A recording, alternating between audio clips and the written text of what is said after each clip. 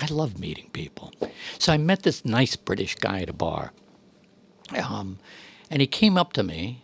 I don't know why, but he came up to me. I think I had long hair. I sort of looked straggly and hippie-like. And he said, I'm looking for a guy that, knows how to get around a little bit in the world. I'm like, oh, well, you're looking at him. And he said, I have an offer. We had a little conversation. He got to this point. I have an offer. He said, I've got a boat out in the harbor with 10,000 pounds of hashish on it. And real quick, can you just elaborate? Because this is probably going to be an integral part of the rest of the story. Can you just elaborate on hashish is for those who don't know? Hashish is massively compressed marijuana, and it's hash. It's That's hash. the kids call it. Yeah, it's hash, and it's sticky. It's oily. It's like bread, right? yes. But like if you took a piece of Wonder Bread and just like compressed it, and then let it dry out a little bit, and then put that in a pipe, you would goodbye. Yeah, there would be a lot of wonderment. And so at any rate, I was like, wow, that's a lot of hash. So he said, we're down a man. He said, 2 of us sailed this boat from Morocco, where we bought the hash, but one of the guys has to go to New York and set up the selling side, the dealing side, and it's just me on the boat, and I need an extra boat hand. He said, for some money, for $10,000, he said, can you help me sail this boat? Hello, my name is Jack Gantos, and I write books. I write books for all ages, from picture books all the way to adults. And this is my golden hour.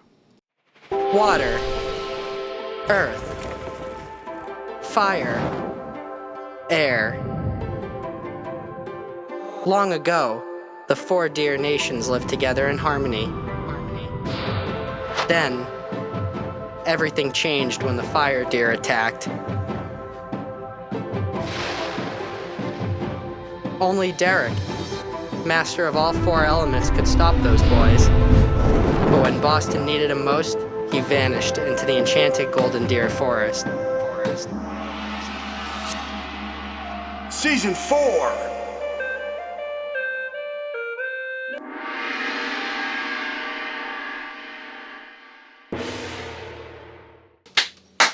So the double clap signifies the start of an episode. Yes. And so I want to note before we start that this young man to my right is quite clearly in a much different demographic than most of our guests. So I'm excited to, no offense, I'm excited to learn a lot in this episode because I feel like I'm reaching an age recently where it's like, I want to see how successful people have really built careers over time, like doing what they love. And okay. Would you agree that you've done that? Yes, I have. No. Step by step by step, and various types of steps. One foot in front of the other type thing. Absolutely. I don't like to go backward.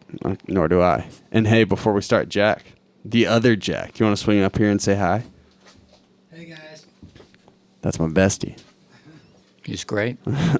2 different Jacks, both with luscious hair. But hey, to my right, I have acclaimed children's author, critically acclaimed, Jack Gantos. Thank you for coming, man. Appreciate it. No, thank you. It's great to be here. It's a terrific studio. We're set up for a great conversation today. Do you kind of want to give a quick synopsis of who you are for those who don't know? Sure. So my name is Jack Gantos. I write books. I write a range of books, everything from picture books, the Ron Ralph picture books, to upper elementary school books like the Jack Henry series of autobiographical short stories. And then I write the Joey Pigza books, and Joey Pigza got a lot of attention, a Newbery Honor Award, a National Book Award. Let's go. And then, let's see, what did I do? Oh, then I wrote Whole of My Life, and that's a memoir. Extremely honest. Yeah. Yeah, let's give a little marketing, a little plug. See, that's me with my good hair, Jack. That's you. And yeah, that's my mugshot from 1970. And you were 21, right? 21 when I got out. And so the mugshot was what? You were about 19. Yeah. So that was that. So I wrote that book about my career, my first step career as a drug smuggler, which was a failed career, by the way. And then... You made it out alive, though. Yeah, I did. I made it out fine. I unscathed, and but cleverly unscathed. Yeah, for sure. Yeah, brains really help in prison. And then I wrote Dead End in Norvelt, which won the Newberry-Award, which is probably in my career the highest award you can win in the land. For all authors, it's the big deal. Yeah, that's the big gold medal. How did you celebrate after? Did you go have a couple shots of whiskey, go to the bar type thing? Champagne. Champagne? You always have to fall back on the champagne. Yeah. Yeah. Where were you when you received it? I was at the American Library Association conference where they give it, and that year it was in Anaheim. And I was like, Anaheim? You know, I wanted it to be in like New Orleans or, New York or L.A. Yeah, Chicago, But Anaheim, you look out the window and you're like looking at Disneyland. And so when you had initially figured out that you were winning that Newbery Award, Yeah. were you like, wow, I'm really that guy. Tonight I am that guy. Yes, it was. I have this, I have a little bamboo garden behind my house in Boston, and I have a Buddha there. I have a little Buddha.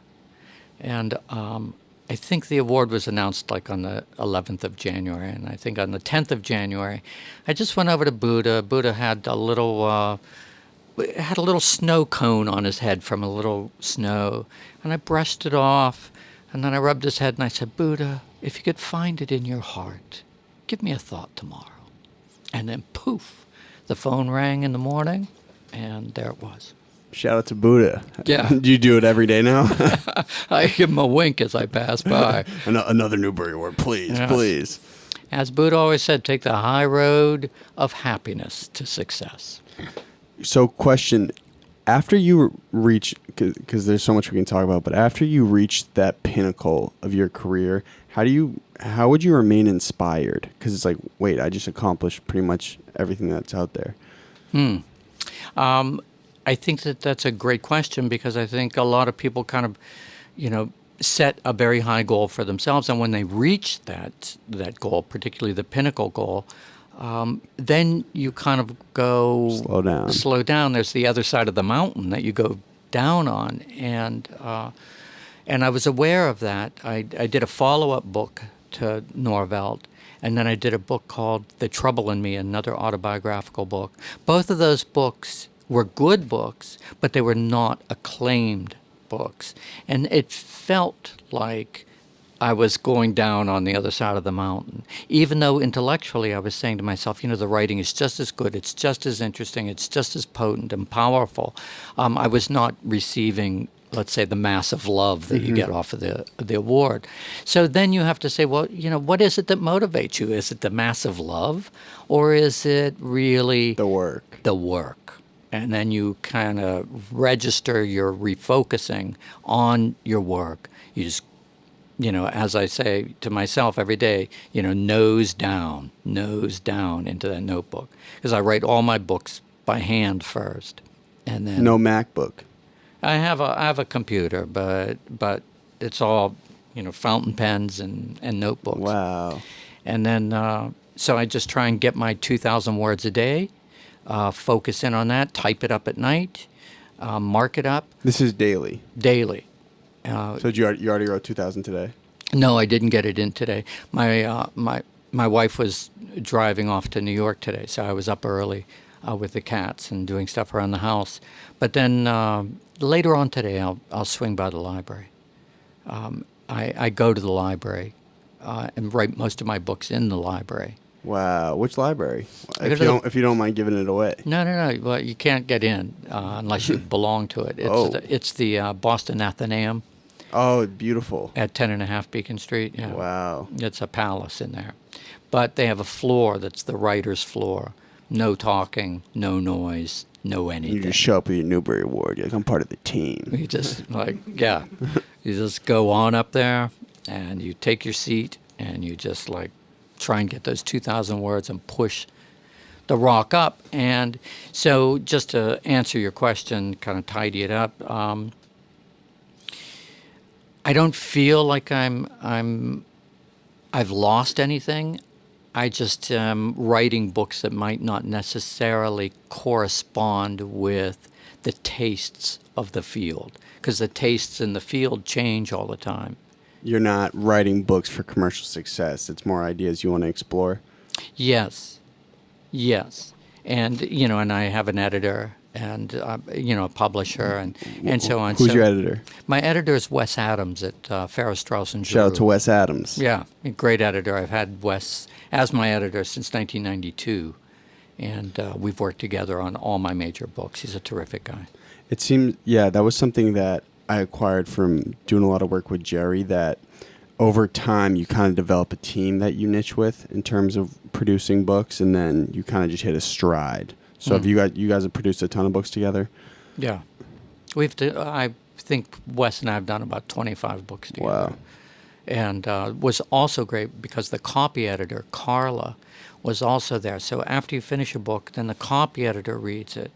And she got to know how I liked my sentences, so that she would really kind of make these great exceptions and adjustments to the style of my sentences. Where when you get another new copy editor, they're like, oh, they read the handbook, the MLA handbook, for where commas should go, or where this should go, or where semicolon should go, where I don't want those things. But Carla knew exactly how I loved my That sentences. Gantos sauce on it. Yeah, that's right, the special sauce. So, Hole in My Life, I've read it at least twice to three times, and I remember growing up reading it. I'm assuming Jerry probably gave it to my mom and was like, "Well, you should definitely have Conor read this." But just to refresh, I put it on audiobook the last 2 days. I didn't get all the way through, but I hit on most of the climactic moments. So I know it's a massive book, and I totally recommend everybody goes and listens to it or reads it, not only to get Jack a couple bucks, but also because it is just an insane story. Like, this guy was really living, man. And so I'll just lead into, from what I remember, you felt kind of stifled at like 18, 19, in terms of like you had all these goals and these dreams, these aspirations, and you were moving around a bunch, and then you were on your own, and pretty soon you're thrown up in a random family's home, and then you were living in your car, and then things just started getting crazy. Yeah. So just to sort of put a little compost to that. So when I was a kid, I read a lot. I didn't do much else. I read a lot. I had friends, but I went to 10 schools in 12 grades, so I was kind of always that new kid, kind of a little bit shifty, trying to make friends, trying not to make friends, trying to get the right ones, trying to be something. Trying to fit in. Trying to fit in, and you become the other. You become yourself, and you become another person simultaneously. And so you always have these two voices in your head. It's not madness. It's just, you're always bouncing ideas off of yourself because you're unsure of who you are. You're like a chameleon. You are a chameleon, and that's very true. You do adjust your tailoring to fit the moment. So, at any rate, I was going to get out of, let's see, 11th grade, yeah. So we moved a lot, and my parents moved to Puerto Rico, so I quit 11th grade, halfway through 11th grade, and we were in Florida. Went down to Puerto Rico, worked as an electrician's apprentice. And I thought, you know what, I should finish high school one of these days. So I thought, that's a reasonable thought. So I went back up to Florida, and my parents had rented a room in their friend's house. And about that time, I discovered beer. It was like, oh, my God, you drink this, and you only have one voice in your head. How exciting that is. And then, Honestly. And it's leading you down a happy but shady to dark road. So So it was just beer at the time. There's no hard liquor involved. nah, it was just beer. You know, Do you still drink a little bit? no, I love a good cold beer at the end of the day. I earn my beer. Okay. So at any rate, so then I just kind of became a high school drinker. Pull over in the morning. I had a nice fast Oldsmobile. I'd pull over in the morning, knock off a few PBRs, and then go to school. Again, smart guy, hung out in the library all day. And then I was supposed to go to college. So I drove up to University of Florida, where I was accepted, and A gator. a gator. And that was it. So I had that interview, and they gave me a gator, a little gator for my car antenna, and a gator sticker, and a gator towel to wave at the football games, and all this gator paraphernalia. And I said, well, I just want to, I really just want to go into the humanities program, and I want to write books. He said, well, we don't have any creative writing here until you're a junior, and then you can take one creative writing course. And I was like, I don't think that's going to work for me. So I thought, I can just write books on my own. So I left. I didn't go to college then. I left.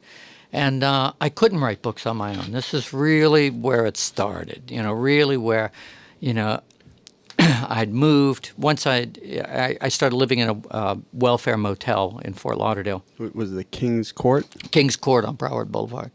And the name of the lady who ran it was she's the queen of King's Court, right? She was the queen of King's Court. Sounded like a brutish woman. Yeah, and she was related to Davy Crockett because she kept Davy Crockett's wallet in her bra, and she would say her name was Davy Crockett, and of course you're looking at this sort of piece of beef jerky in a T-shirt, and she'd say, you don't believe me, and you'd kind of smile like, yeah, I'm trying to be polite, but no, I don't believe you. And is this like Everglades area, Florida? This is closer to Fort Lauderdale Beach. This is about 8 miles in from the beach. And so for reference, for anyone listening or watching, this area of Florida is much different than metropolitan areas of Florida. Yeah. When you start getting in the country bumpkin areas of Florida, you start seeing some crazy stuff out there, man. Yeah, and Fort Lauderdale at that time where I was, 8 miles in, you weren't far from, Gatorville. So at any rate, that's when she would, pull out her wallet. Say, this is Davy Crockett's wallet. And you'd be like, okay, calm down. And, we believe you. We believe you, lady. We believe you. I had room number 3. At any rate, she was nice. It turns out she was really sweet. So at any rate, so I would just be in this little old motel room with no air conditioning. And I would say to myself, okay, this is my reading. I'd have my reading list, and these are my notebooks, and these are my pens. I had my desk all set up, and then I pressed the go button. Okay, dream time, make it happen. And then nothing happened. I'd read books, and I'd try and write a little bit, and I'd get some writing done. But, there was nothing that seemed substantial to me. There was nothing that seemed great to me. There was nothing that seemed to fulfill my expectations of myself. And after a while, I was getting, kind of down. In retrospect, do you think that was just a creative block, or you were just not confident in your ideas? I think it was a confidence game at that point. I think, if I had that material, which I don't have, maybe I could look at it now and go, you know what, that's a really great sentence, or this is a terrific paragraph, or that's a good idea. If you knew how to then unzip that idea, add to that idea, build the characters out, get some more language in there, let's bring in some action and some dialogue. That was not the bones of writing, the skill of writing, the craft of it was not developed in me yet. I just expected that was going to come automatically, I don't know, by osmosis, just simply because I wanted it to happen, but it didn't.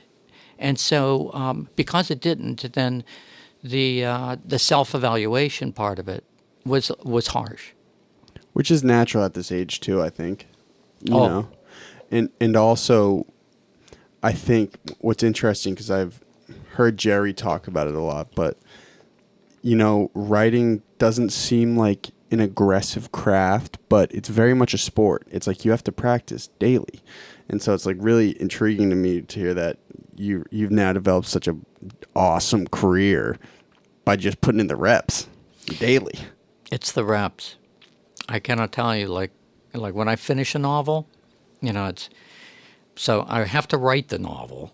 Then I go through 50 to 100 drafts on the novel.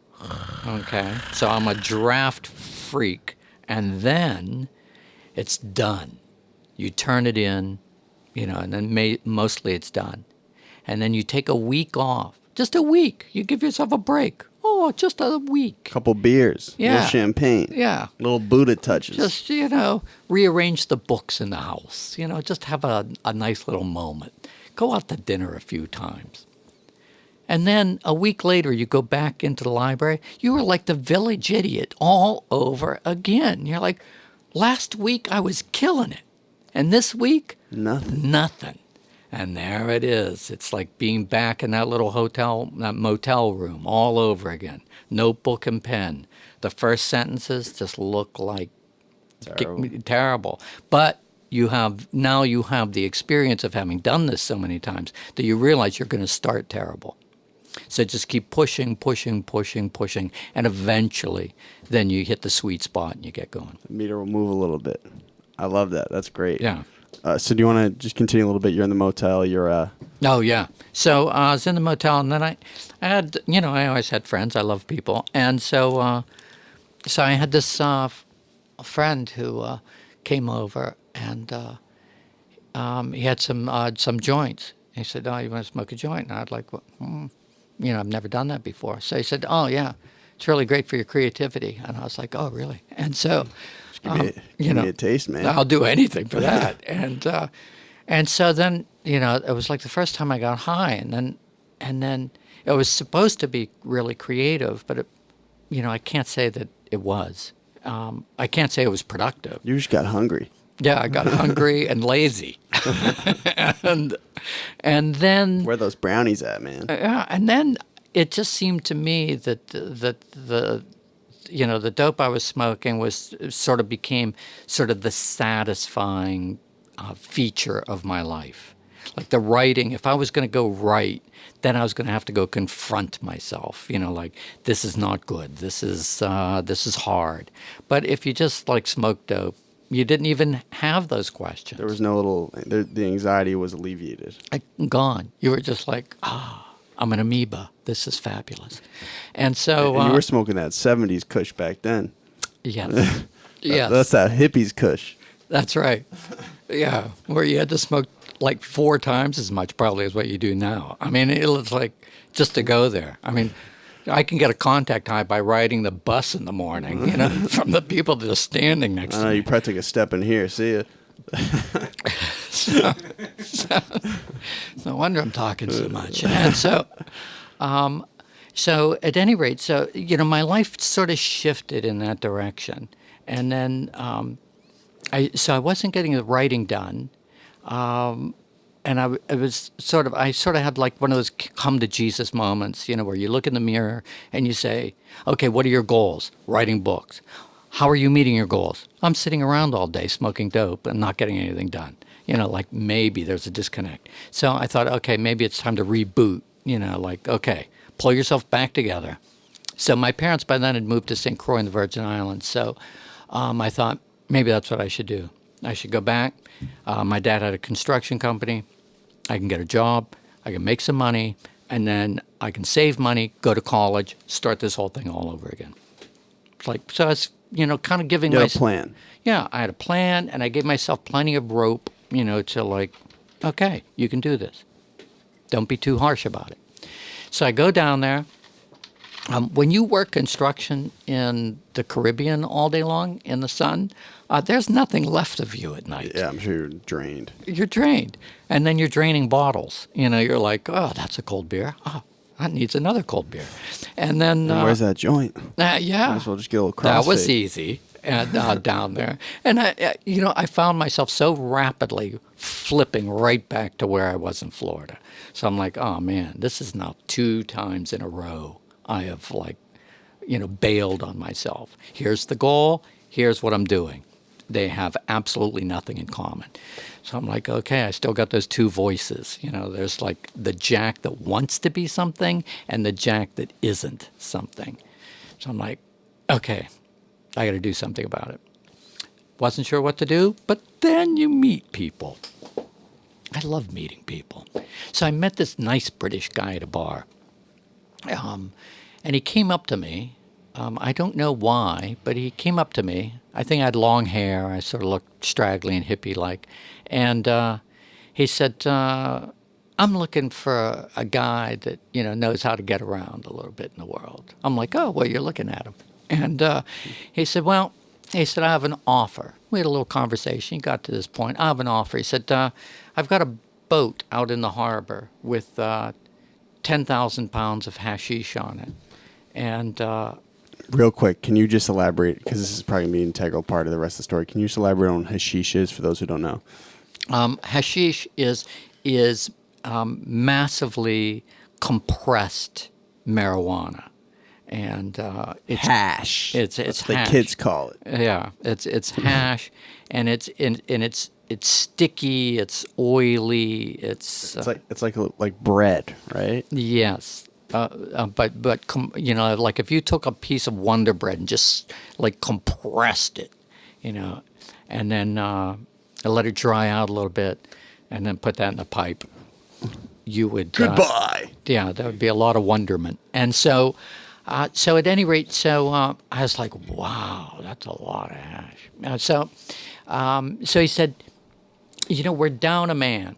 He said, two of us sailed this boat from Morocco, where we bought the hash, but one of the guys has to go to New York and set up the selling side, the dealing side, and it's just me on the boat, and I need an extra boat hand.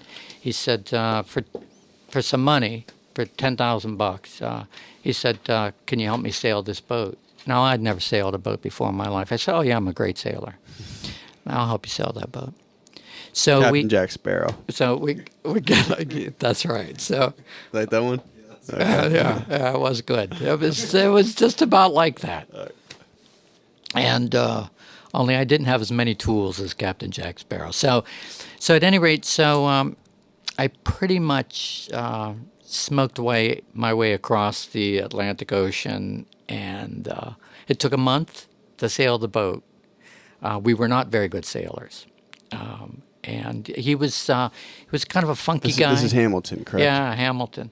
And he was naked all the time. He was all the time naked, and he always had this little pistol, and you'd always want to keep your eye on the pistol. And he was always messing with me because then he'd hold the pistol right at his crotch, and you'd be like, oh man, don't make me look at your crotch because you got that pistol, but I want to keep that pistol. And they would make me do target practice. I would stand on the bowsprit on the boat with a stick and a can on it, and he would stand it was about a 60-foot yacht. He'd stand about 60 feet away, and with that pistol, and here we are on the seas, like up and down on the waves, and then he'd be shooting at that can, and you could actually hear the bullet whistle by your head. And I thought, all he has to do is hit me. I fall into the middle of the Atlantic Ocean. That's it. He just keeps going. Barbaric. It was just a funky, wild trip. It was a cloudy, hash-filled, smoky trip. And so, yeah, I just wanted to reference. So today's August 3rd. Oh, yeah. So 48 years ago, you were going through a massive storm. And you were looking for Cape Hatteras. Oh. It was 48 years ago. Man. Today. That was a rough storm. That was 3 days. That was a 3-day storm. That's one of those tropical storms, right? Yeah. It came up on us, and we had to tie ourselves to the wheel, down to the wheel, and we would have these like 2 or 4 hour shifts. One guy would go down, all the hatches were down, and we weren't running with sail. We would just have like a reefed jib, just a little bit, to keep your nose straight, so when those giant rolling waves came, that you weren't parallel with the wave, otherwise it would swamp over you. So the whole trick was keeping the nose going straight into a wave, and then it would break around you. So that's what you were doing, day and night. And the only way you could do it at night was to have a little bit of a moon, just enough light so that you could see the chop on the size of that wave. Jeez. And that was 3 days of that. I didn't smoke any dope during that time. You wish you did, though. Yeah, I guess. But I just wanted to be sharp. I just had to be really on my toes. And Hamilton, too, had to be on his toes. And then we got through that. And then it was like, okay, oh, there's New Jersey. And so we pulled into Cape May. Who knew it was a Coast Guard base? We pulled right into a Coast Guard base. And a little boat full of Coast Guard cadets came out.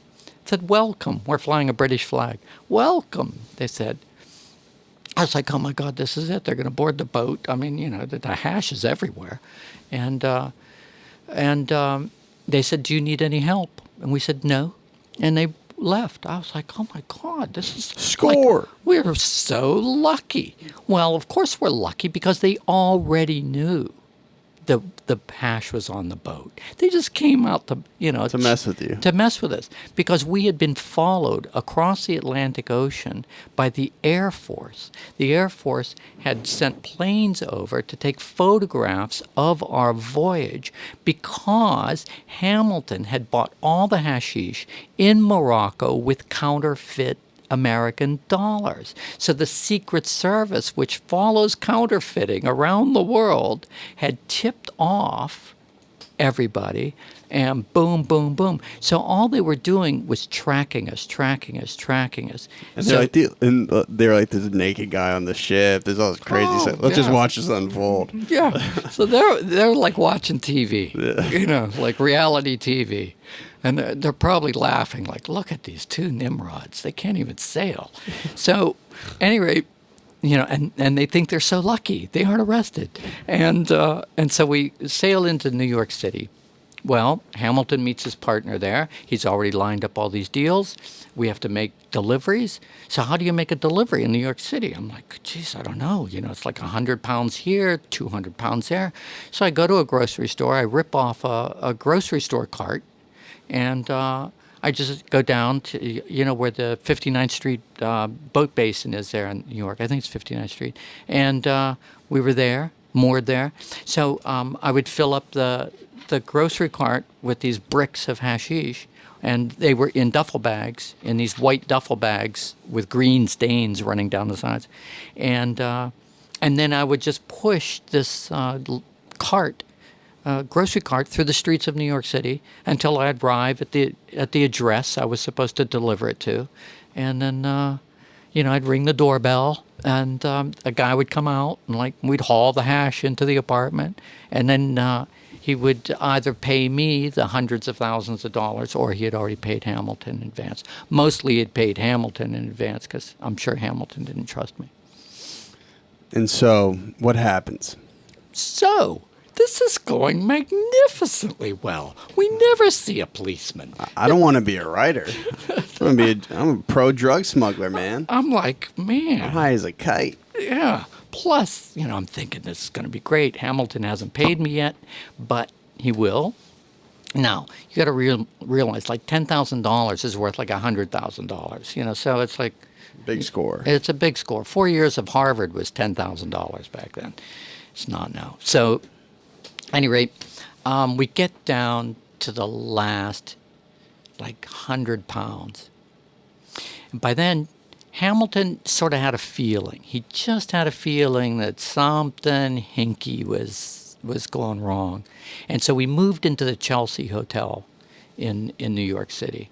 And that was kind of cool at the time because it was kind of like a real sort of Andy Warhol crowd hangout, Still, it's similar now, still. Very hipster. Yeah, it's very hipster. And, we were going to, Max's Kansas City and seeing the New York Dolls at night and, that whole crowd. It was just great. And then one day, just a few days later, Hamilton went down to the lobby, and that's when it hit the fan. Busted. So and this was an amazing feature on his part. So he was pretty quick-witted. So he goes down to the lobby. I'm still on the staircase coming down, so I can hear what happens in the lobby, but nobody can see me. So I'm behind him. He goes down to the lobby, and I hear, "Stop!" And 3 customs agents came in and grabbed Hamilton and wrestled him down to the ground. So you hear this wrestling, the screaming, the slapping, the fighting, and I'm back on those stairs in the shadows. I'm like, oh, this is not good. And then Hamilton does this fabulous thing. 3 more guys come in, and they're FBI. And Hamilton says to the customs agents, he goes, "See those 3 guys? They own the boat." The customs agents jumped off of Hamilton and tackled the FBI guys, right? Because they had not been communicating well. And Hamilton runs out the back door of the Chelsea Hotel, runs down an alley. What a baller. And escapes. Unbelievable. But it's a bad ending. So Hamilton has this beard like a big sponge. It is the most beautiful beard you've ever seen. And he groomed it every day. It was his pride and joy. He has this big beard, and it's a very noticeable item. So Hamilton runs down the alley. He's desperate. He sees a barber shop. He runs into the barber shop, and he says to the barber, "Cut off my beard." The barber looks at his beard and goes, "That's the most beautiful beard I've ever seen. I cannot cut that beard off." Hamilton's like, "Cut that beard off." And he's like, "No, I refuse." So Hamilton runs out of the barbershop to find another barbershop, and boom, that's when they popped him right there. So they found him because they blocked off a 10-block area of New York City looking for him. So in the meantime, I'm on the stairs. I'm like, I'm not going down the stairs. So I go back in the room. By then I had been paid. I had $10,000 in $10 bills. He held up his end of the bargain. He did, just fine. So I had that, and I had a big stack of hash bricks and a duffel bag. I threw it all in the duffel bag, opened the window of the hotel room, and a fire escape was there that went down the stairs to the alley. So I go out the window with my duffel bag, out the back, and I run off, and I go to Penn Station. I'm like, I scamper away. All this with Hamilton is taking place, but I don't know it. You know, at this point, How did you remain poised to do that? I would be flipping. I was flipping. But there's also that adrenaline, like somebody's reaching for the back of your neck, every second of your life. So like I go there, and then like, what do I know about being a criminal? Nothing. Apparently, I'm a terrible criminal. So I think, I've watched all these television shows. Change the color of your hair, I say to myself. Sure. So, I'm brown-haired. So I run into Penn Station. There's a drugstore. I buy some blonde hair dye. I get on a train, an Amtrak train to Fort Lauderdale. So I get on the train. I go into the train bathroom, and I do my hair blonde. You're a fugitive. Now I'm a fugitive. And I'm on the train. I have no idea. But it was 24 hours. It was a 24-hour ride. And I have to say, it was like, at least I could breathe. Nobody's going to, find me on the train. I get to Fort Lauderdale. I go right back to the motel, right back to Davy Crockett's great-great-granddaughter. And I go, "Do you have an extra room?" "Oh, yeah, you can have your room back." I'm like, "Oh, great." So here I am. Did she recognize you with the blonde hair? "Oh, yeah. She's like, "Oh, you're blonde." I'm like, "Yeah. Don't you think it looks good?" She's like, "No." And so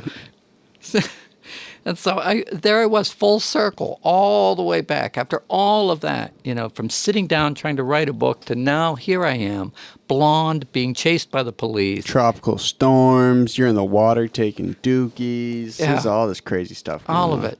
And I'm like back to where I started. I'm like, oh my God. I walk in, I look in the mirror, and I look at myself. I thought, how many goals do you have to set, and not reach? This is what happens to a guy that has high aspirations and doesn't get the job done. You're trying to find the quick, easy way out. You didn't create anything, and you don't really have a lot of money, and the police are after you. So I think I should call home. So just let everybody know I'm fine. Because, I've been on the high seas all this time. My mother and father are like, I wonder what our son's up to. So I call home, and my dad goes, "Where the hell are you?" I'm like, "Someplace." He goes, well, I'll tell you what. He goes, I've got the FBI out in the parking lot, and they're reading our mail. Our phone is tapped, and they happen to be looking for you. So maybe you should tell me what's And up. you haven't talked to him in a long time, right? No, I hadn't. I was like, oh. So I gave him a little bit of what I'd been up to, and then he said, I have a lawyer waiting for you in New York City. Go back to New York and see the lawyer. So I go back to New York. I see the lawyer. To make a long story short, I see the lawyer. The lawyer looks at me, and I'm like a kid. Like, I weighed, I don't know what I weigh, about 120 pounds. I'm not very big. You were wearing small tees back then, too? Yeah. Okay. Yeah, extra small. So he looks at me and he goes, how old are you? I said, I just turned like 19. And he said, he said, they're just going to slap you on the wrist. Don't worry about it. You'll get probation. It'll be easy. They'll give all the time to the British guy. I'm like, great. So it didn't quite turn out that way. And part of the reason was that unbeknownst to me, historically, that bust for all that hashish was the largest bust in American hashish history. So that made the front page of the New York Times. So when we went to court, so there had been, like a lot of press. And yeah. Too much buzz. And then you show up to court and they're like, wait, this like 19-year-old kid is the mastermind? Or I don't know, under the shoe of the mastermind. And so at any rate, Hamilton got... he got a fair amount of time. He got 2 8-year sentences, and he had to do them back to back. And then he was also had been on the run from the British police because they had caught him with a half-ton of hashish in his Bentley. And so he had fled England and had gone to Mallorca and then did the deal in Morocco, bought another boat, sailed it over. So he was on the run internationally. The hash master. Yeah. Well, not the grand hash master, as So, it turns out. Quick question. Yeah. What is his age at the time? I always thought he was kind of old, but when you're young, sometimes you don't really see it.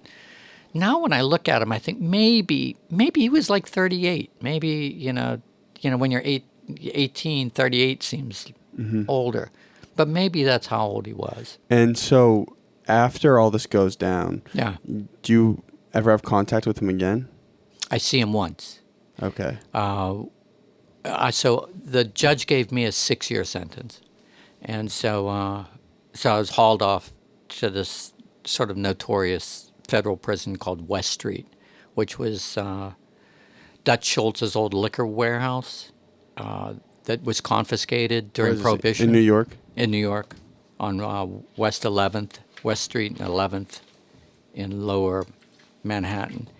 So it was just this warehouse building with no windows. They were all bricked in. And so I went in, and it was all cages. It was all filled with cages of men, big cages, little cages. And you're 19. You must be just terrified. I was absolutely sweating bullets. And this was a crowd of people that were serious people. Oh, this is a maximum security. Yeah, because these people were going to be sent off to, all the major prisons throughout. So at any rate, so I was put into this, what they called a tank. It was a large cage with... It had a 36-man tank, had 18 bunk beds, 2 lights, and I took a bunk bed, thank God. It was in a corner of the cage and on top, and that's where I was. Hamilton was sent someplace different. He was older, but I was with a lot of guys, and all that night people were like reaching up on that bunk bed. And the only thing you were allowed to keep... Fresh meat. Yeah, that's exactly how I felt at that Wearing moment. that small tee. We know you, man. Yeah. We love you. And... What's up, boyfriend? Yeah, exactly. And they let you keep your shoes, and I had a pair of old Fry boots on with big, heavy heels on them, and I just stayed up there because I was in the corner and under a light. And so I could hold my territory. So as soon as I would see a hand or a face come up, boom, you'd just kick out. And I got through that first night. And after that, then everything was kind of cool. Like, people didn't mess with me too much. So, a lot of ground's been covered. Absolutely fascinating. So, you, just for the purpose of the podcast, and Sure. we don't have a million hours, but so you are now out. The judge says, "Hey, man, you don't have to serve all 6 years." Right. They paroled me after about a year and a half. So you are 19. You've been in prison for a year and a half. Yeah. And I think a lot of people right now, they'll be hearing the story and they're going to be saying like, "Dude, the old times were so much different. Like, it was the 70s, blah blah blah." But nonetheless, you were a human in this position. Well, And so, do you, at the end of this whole escapade, feel like you're seasoned? Like, do you feel like, wow, I just went through insane trauma, or is the whole thing just like a whirlwind? Like, what is your biggest takeaway from, like, right now, Jack Gantos now, took away from that entire whirlwind? that's a great question. It's quite a ligature from where I was then to where I am now. And the takeaway, I think, if you think of me sitting in that motel room trying to get the job done, if you think of how synchronized it was coming back to that same room years later and going, you still didn't get the job done. You didn't sack up. No. And then you're in a cell and you're not getting the job done. And finally you get out. Now, are you going to get the job done? I mean, how many chances can you get before finally, you're never going to get it done? It's going to be irreversible damage. And so I applied to college from prison, and They accepted you? they accepted me. The notorious drug smuggler? Well, I didn't quite write that essay, and although my return address was a federal prison, so I think they probably knew. You should say I have practical business experience. That's what you should have wrote. Yeah. So I was accepted. I showed it to my caseworker, and they let me out. And then, and so I got out. Now, at that moment, so I finally got out. I was finally released. I walked out of the prison. I got on an airplane, and I flew to Boston, and I knew a couple people here. And so I thought, okay. So I had about 2 weeks before school started. And I hardly left the room. I just didn't, I didn't want to. I didn't Do your job. I just didn't want to do anything stupid. I was just so afraid that it wasn't that people were being mean to me. It was like I was being stupid and making crap decisions for myself. I was like I was the person I was most afraid of. And so so when school started, it was like, okay, this is it's a schedule. So I dove into that, and then I dove in head first, and I started getting the job done, and I started getting my discipline and my writing chops, and 2 years later, my sophomore year in college, I published my first book. Was that Rotten Ralph? Yeah, that was a picture book, Rotten Ralph picture book, and I was still on parole at that time, going down to the parole officer every month. And once I started arriving with picture books, because I started publishing picture books, then my parole officer would just go, "Get out of here. Let me just sign those papers. Get out of here. Look down the hall. You see the guys I'm dealing with here? Get out of here, picture book writing criminal." Get out of here, a small shirt. Yeah. And so, and then once I graduated, I got my degree in creative writing. And then once I graduated, then the school hired me. Then I became a teacher. And then I just started building up. So from picture books to short stories and poetry, to then beginning to write novels. And then, now I have 50 books. So, question. Yeah. And Ty, you're a great storyteller, so you can create a very vivid picture. But Was there any point where you're like, you know what, man, this must be some sort of divine intervention going on here because this seems like way too crazy to be true. Like I was on the drug ship, I couldn't get anything done, and wait, oh my God, now I'm actually a pretty good writer and I'm writing real books. Like, do you ever really think about that? Like maybe I was asking the cosmos and this is what they wanted to put me through. I don't know if I ever quite opened the vortex up to think of the cosmos. I think I kind of went the other way. And I think maybe the individual cosmos within myself said, this has been a dream for many, many years. And it's been a dream deferred. It's been a dream undermined by your own actions. It's been a dream that nobody has taken from you. It's been a dream that you have kicked out of range time and time again. Because it scared you. Yeah. And because it's hard and because you have to own up to failure. And again, those two voices, you could see one as failure and one as success. Progress. Progress. And you still have those two contrasting voices every day, even to this day. I'm going to go to the library, I'm going to sit down, and I'm going to see a mistake instantly, and it's going to trigger that thought, that you didn't get that right, rip that out, redo that sentence. Here's new material to add to it. So now I know what I'm doing, so that it doesn't seem like failure, it just seems like craft. It seems like vision. It seems like depth. It seems like I can manage it. It doesn't make me feel, because I write a bad sentence, that I'm a lousy person or I can't handle the job.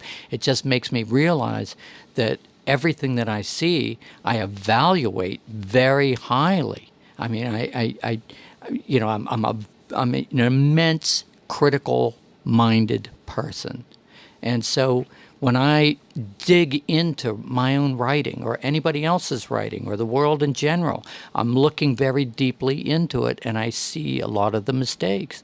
And so in my own work, I can fix that. In the world, I can't. But in my own text, that's where I can be a perfectionist. So I think it would, and you say this now, after having like such a illustrious career, but at what point did you really start to develop confidence in your ability? Because that's kind of what I'm realizing with a lot of things I've been doing. Through the repetition is kind of where you develop the confidence in anything. I would say that term, the word repetition, the fact that that every day you get up and you try and push the ball forward, you just want to move it. I don't wake up every day saying, I must write the whole novel today. I wake up going, okay, I want 1,000 or 2,000 words. That's it. That's it. I'm in it for the long haul. And I think a lot of people just think that what I do or what you might be doing or what a lot of people do that accomplish things is they might think, oh, that was easier for them. It came faster for them. It's manageable for them, and it's gonna. And if I can't get that done in the imaginary, quick way I think other people do it, then I'm not good. Boy, that's just it's just BS to yourself because, quite frankly, it does take time. It does take skill. Yes, there is that one person you can point to in life. That's talented. You go, oh, Rimbaud, changed the course of poetry at 19 years old, wrote 2 fabulous books, and then he quit writing and became Stanley Kubrick. Yeah. Yes, everybody can point out to some fabulously talented genius or lucky person who did something, but that's not like the majority of us. The vast majority of us have to sit down, organize ourselves, and sweat it out and get the job done and stop whining about it. So you really forced it into existence, honestly. Yeah. You Wow. have to mold yourself into being the factory. Whoa. That was awesome.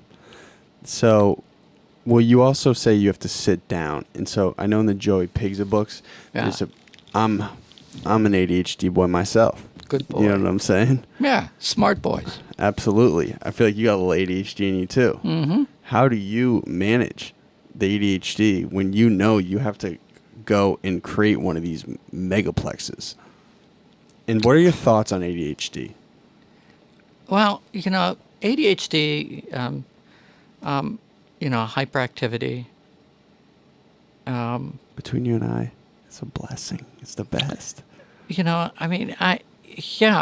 There's certain parts of it that are really, if you can harness it, and stay in that concentration lane, man, you can get some stuff done.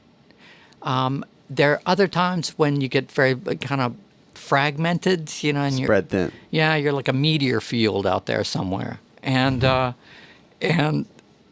that's not a good place to be. And Tell me about it. yeah, because you're just being whacked. I know what you're saying. You can't go forward. You're just being bounced around. You're like popcorn. And so, there are things that you say to yourself, like how best can I manage this? So I like getting up early when my mind is not already focused on something else, and trying to get as much done as I can close to getting up and early. The early hours are my hours, or the late hours. I was gonna say, you sent me a text at like 4:30 in the morning once. I was like, Yeah. so this guy is going crazy. And the late hours, because at the late hours, almost like a little bit of exhaustion serves you, because it takes away some of the chop. The inhibitions go down, right? Yeah. And it's like, oh, man, I'm just left cozy with myself. This is good. I'll get it done.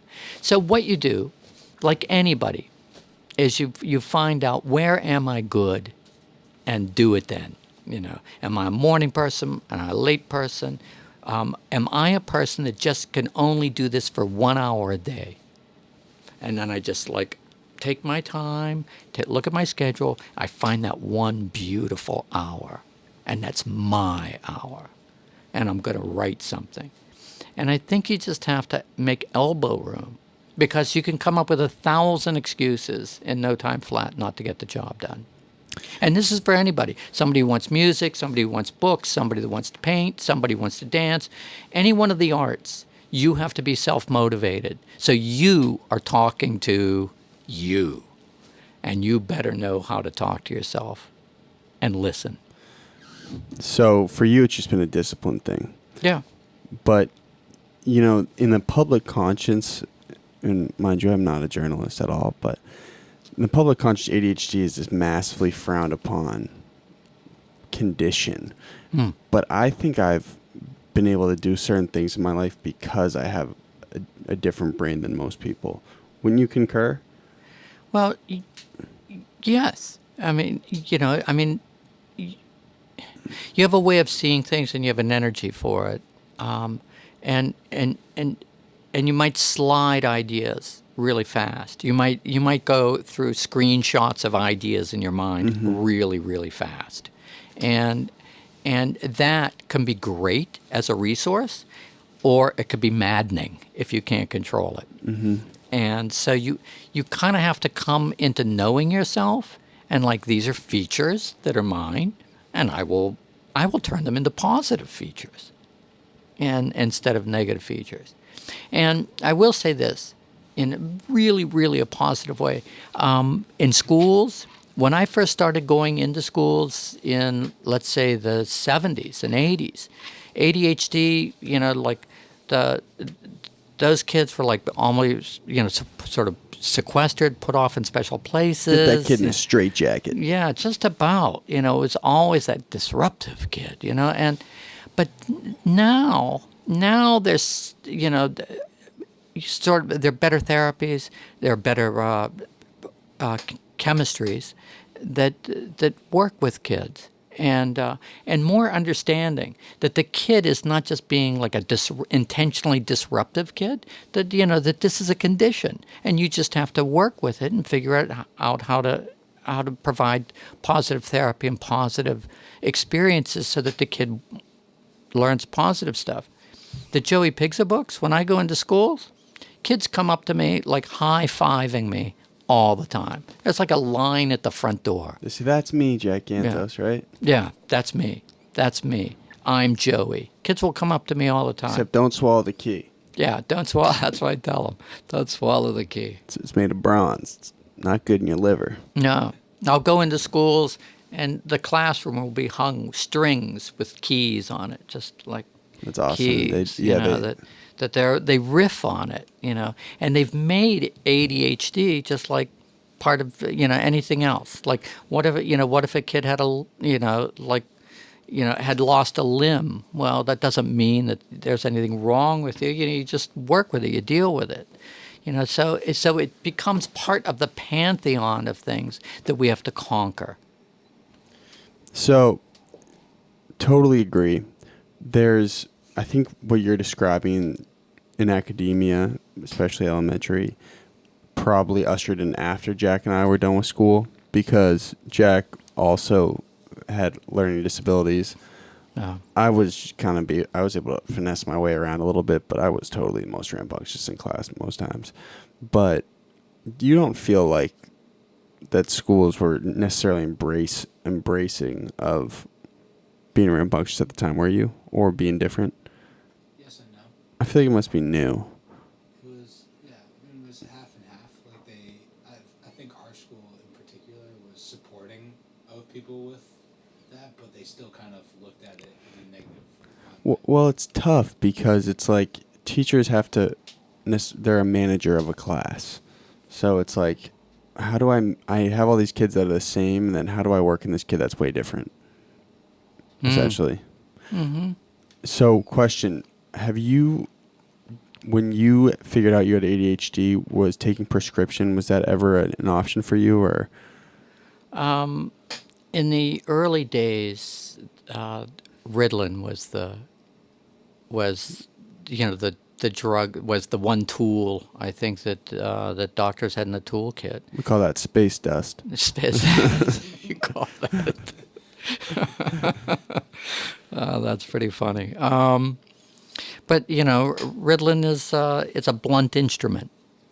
And it will work at times, and it wears out. Then kids have lunch, and then the drug sort of Pop a couple more. Yeah, or let's say you don't get them in the afternoon. So morning you're like okay, and then you have lunch, and then you're not okay. Clawing your eyes out. Yeah, and so now they have more time release drugs and drugs that aren't so harsh. That just they can tailor them to fit. And did you ever consider doing it? Not now. I mean, I just think now I'm just I'm an adult. You're the master of your own brain now. So. Yeah, I think so. I mean, I remember how it felt, and I can probably repeat it if I wanted to. But I think that I got through whatever difficult concentration period it was and behavior period it was, and kind of got spit out the other side and got a grip on myself and moved on. The idea that a lot of people think that, if you, take drugs, you're going to be a better writer, or you're going to be a better artist of some sort. I used to think that. Yeah. And then I would say no, that doesn't work for me. For some people, they swear by it, but I just don't want to feel like it's not dependent, wrong. Right? Yeah, I just want it to be me. I don't want it. I don't want it and I don't want it because I don't think I need it. I think I would, if I used it, it would be like using drugs for me. Mm-hmm. It wouldn't be like taking medicine. Yeah. That would be a completely different thing. There are people my age that take it because they need it and it is medicine, but I'm not that person. Show that up real quick. Hey, I got a few more questions. Hey, this has been one of my favorites yet, man. Thank you so much for coming. Oh, thank you. I could go on for a long time, so. I know. You should have your own podcast. You'd be great. No, maybe I should. And what we'll do is we'll just get we'll bring up a different illegal drug every time. Let's try it out. the Gantos review. We'll have to bring in a guest. Yeah. Give it to Mikey and see Well, what happens. you know how like Martha Stewart and Snoop Dogg did their show? I thought it was great. Yeah. I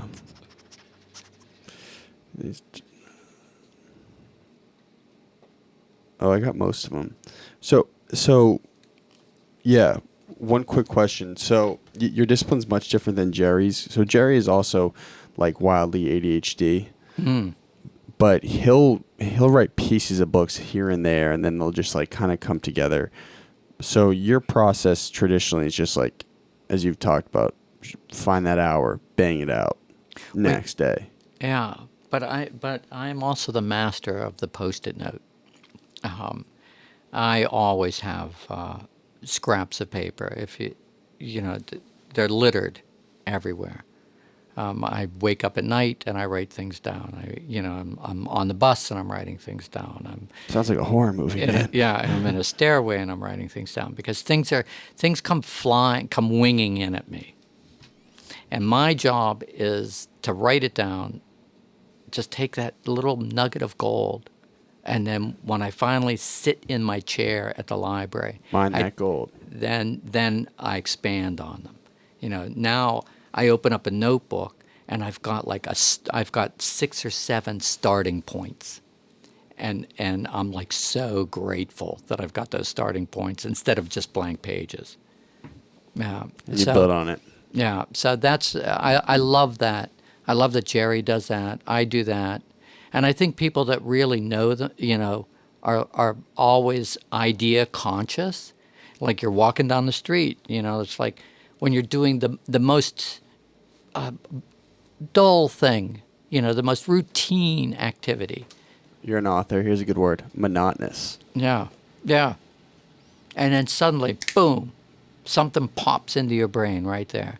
And either you go, give me a pen, I'm going to write that down. Or you go, I'll remember that and write it down later. Later, you're doing something else. And you go, where's that idea? And it's like, Let me grab that. So long, sucker.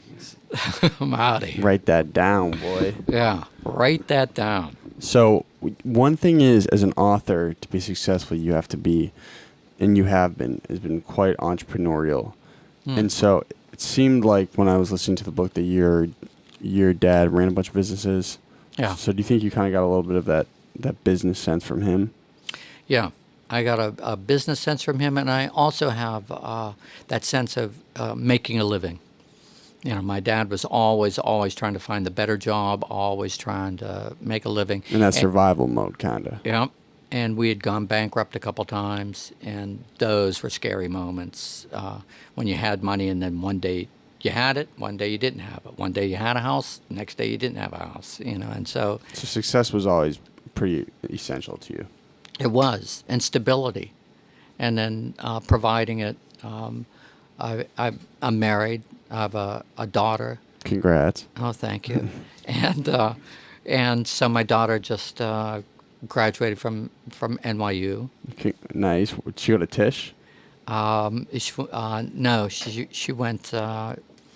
she got her degree in art history and did a terrific job. What is she doing now? She's working at the Paula Cooper Gallery in New York City. So she's doing what she loves. Yes, nice. Absolutely. It was like instant Velcro. Got out of college and boom, that it's right there for her.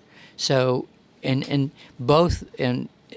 all of those cases, when I got married, and then when we had a child, and then I thought, okay, don't be your dad. Mm-hmm. Don't be nervous with every penny. Just get the work done. Try and be as successful as you can. Live within your means, and do the best you can. You know what the kids call that now? What do they call? They call it secure in the bag. Yeah. So that means you were trying to secure the bag. Well- You did. You did too. Nice. Well, I'm glad I did secure the bag. I hope one day I can secure the big bag too. But it's always, but it's always in every creative field. You're still, part of it is money. Yes, you want a house, you want stability, but the other part of it is, writing the book. You still have the same exact goals every time. You're still putting yourself like right on the white line in the middle of the road, and like waiting, can I get it done? Or am I going to get hit with the truck today? And that has never changed. Wow. Jack, do you have any questions? None really. Do you have any books coming up that you're writing or coming out soon, like in the publishing process? No, I'm writing a new one. So Yeah, I'll make sure you get a little marketing off the business mind. So, maybe this is what happens when a guy reaches a certain age in the writing world. So I wrote a book on writing books, so called Writing Radar. So this, Can I see it real quick? yeah. Thanks. So that's Who does most of the illustration? I did all the illustrations. On that. Nice. So, You did all this? Yeah. Oh my God. So Did you do some of the animations on here too? yeah, like all these little drawings are all of mine on the website. Wow. So for those listening or watching, traditionally in business, the publishing business, especially publishing children's books, there's a friction between author and illustrator. And it's very important because the author will sometimes create the books, but then the illustrator will get a hefty piece of whatever revenue it brings in. So when you do all the illustrations, you're taking 100% of the profit home. Yeah. This guy's a beast. Wow. Okay, yeah, so you just want to elaborate on Writing Radar real quick? So Writing Radar is about getting your journal set up properly. I think one of the things people are always concerned about, kids especially, but everybody in this business, is when you sit down, what are the tools? What do you focus on?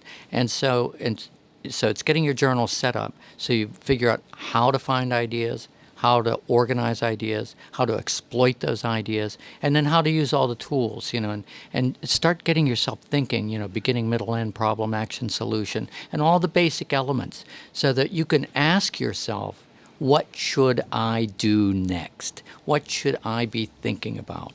What should this character do? How does the action relate to the theme? How can the dialogue support that? You have to become articulate and ask yourself the proper question in order to get the right answer. Here's a quote. Don't be that writer who waits all day for the perfect first sentence, or you will grow old while learning to hate yourself and writing. It's a little grim, Mr. Gantos. It is a little grim, but I'm in the library all the time, and I watch people looking at the ceiling more than looking at their paper, and I think to myself, perhaps they're just deeper thinkers than I am, but like, are you getting the job done? And then you see those people get frustrated and pack up and leave. Because how much can you hate yourself for not getting the job done? It's tough. I like a good 8-hour day. What about 16? You ever try to really push it? If I had to meet deadlines, I would Get it done. I would go 6 a.m. to midnight. The workhorse. Hey, man, I think we could talk for about years on end, but in terms of podcasts and then being optimizable for the listener, I try to keep it around like an hour and 15. So I think we're about there. That's cool. And I would love to do another one with you sometime. Anytime. Talk about more books. With that being said, this is how we... Jack, no questions? You're good? Well, my only question is that kind of like the direction you're going with your future books? Is more helping people learn how to be the writer that you are? No, with Writing Radar, I think that's going to be a one-off. Yeah, I'm going back to a novel. I have one more contract left with FSG, Fair Strauss and Giroux, great company. Do you have any... You got a Scholastic contract in there anywhere? Or? No. No, okay. And then I'll get that book in, and that'll be a middle grade book. And then I've got some ideas, some juicy ideas that have been backburnered, and I think it's time. I think it's time to go into the vault and pull out the stuff that you say, I don't know if this is going to sell, but who cares? I need to write it. That's what I want to do next. Maybe mixing a little space dust in there too. I'm just messing around with you. I call this space juice. It's pretty much what it is. I call it espresso Do you drink espresso? all the time. I love it. Yeah, it's awesome. It's my guy. I'd be nowhere without espresso. Yeah, I don't think I would either. Okay, so this is how we start and end the episode. So in a little production tip, you start, we're going to cut up a clip, put it at the front of the episode. And for the first thing you say, the second thing you say, we're going to cut up a clip, we're going to put it at the end. So here you say, hi, my name is Jack Gantos. I'm an awesome children's author, whatever you want to put in there. And this is my golden hour. Directly after, no break. Hi, I'm Jack Gantos, and that was my golden hour. Okay, so I start off by saying, hi, I'm Jack Gantos. I'm a writer of books, and this is my golden hour. And then I go, hi, I'm Jack Gantos. This was my golden hour. Good thing we're practicing. Normally, I don't even give leadway. This is my golden hour, and then that was. Oh, that was. Got it. Okay, that was. Ready whenever you are, man. Man, you're like Carla. Hello, my name is Jack Gantos, and I write books. I write books for all ages, from picture books all the way to adults. And this is my golden hour. Dun, dun, dun. Hello, my name is Jack Gantos, and that was my golden hour. Perfectly executed, man. Thank you. Jack, you ready to hit the camera? Yes, sir.